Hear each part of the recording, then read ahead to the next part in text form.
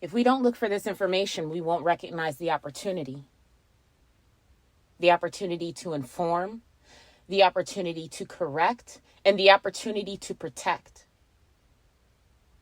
It's not hidden in plain sight. It's right in our faces. Stories in Latin, it's an allegory containing a veracious account. There are celebrations of many gods under one name.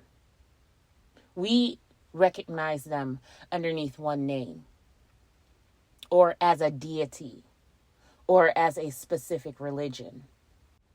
As analogous as they seem to us, they're different. Jupiter, for instance, is the god for prosperity and business. Jupiter has the symbol of a lightning bolt. Jupiter worship can be recognized as tender in exchange for favor. We have plenty of devotion to Saturn. This would be worship to a ring. There's a lot of different companies that use this ring. There's a lot of different artists that use this ring. There's even a movie called Lord of the Rings. Saturn also has the symbol of the cube. This cube is worshipped around nations, and quite discreetly, if I might add. There's also Neptune. And we miss this god a lot, but the children don't because they get a full eye of him. He's very evident as Ariel's father in The Little Mermaid. Matter of fact, the word mer refers to a body of water, an ocean, the sea. Where do you find mermaids? In the ocean, in the sea. This is where we get the word merchant from. And what does merchant deal with? Trade, commerce, money, liquid assets, drowning in debt, frozen accounts.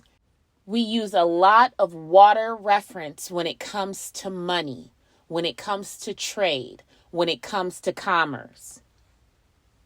This is the worship of Neptune. We have worship of the moon. There's a lot of people that base their lives, will do specific rituals based on the position of the moon. If it's a full moon and any other variation of the moon that we may have, that's moon worship. We have the worship of Isis or Venus, but better known as Isis. Artists portray this goddess all the time. We even have sun worship, right? Worship of Ra, Horus, Jesus, the sun. Mars has a symbol of a spear, the obelisk. The obelisk is a symbol of power and domination. Most people are not aware that this is the male erectus. It's a spear, the representation of Mars. This is Mars worship right in front of our faces. See, we view the new year as January 1st here in the U.S. The new year actually begins in the spring when things are anew. Things are being born. Things are being birthed. Things are being replenished. Things are being replaced. This is the actual new year. It's not in the dead of winter. So if this is incorrect, then we know that the additional months follow incorrectly. And this would be true. September in Latin, septem means 7. However, September so happens to be the 9th month of our calendar. October, octo, means 8. But it so happens to be the 10th month of our calendar. November, novum, means 9 in Latin. This so happens to be the 11th month of our calendar. And December, which is decim, as in decimal, which goes to the 10th power. This so happens to be the 12th month of our calendar. In the part 2 Mars story that I told, I spoke about King Pompilius. So he edited the calendar, okay? What he did was he added 2 months, January and February. These months never existed initially.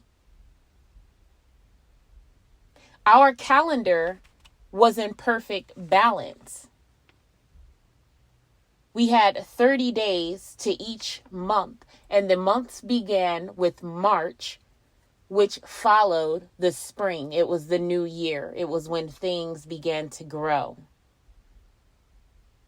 Annuarius, or January, it's the Romans' god of time. This is the equivalent to Egyptian Khonsu. Khonsu was the god of travel. He was able to go through and hold time. This is also the equivalent of Thoth. February, Februarius, or Fabrus, was also added as the second month before Mars. This was the god of death and purity, right? Because once everything died, it became purified. As I mentioned, March is Mars. June is the goddess Juno. July, of course, is Julius, for Julius Caesar. And we can't forget his successor, Augustus, his son, or as we know, August, who was born as Octavius, or October. And then the rest of the months follow in ascending order. So let's take a look at why these months are skewed. What they did was they took from February. If you notice, February is the only month in the calendar that's shorter in days than any other month. They took 2 days from February. They added them to January and July as an additional celebration to Annuarius and Julius.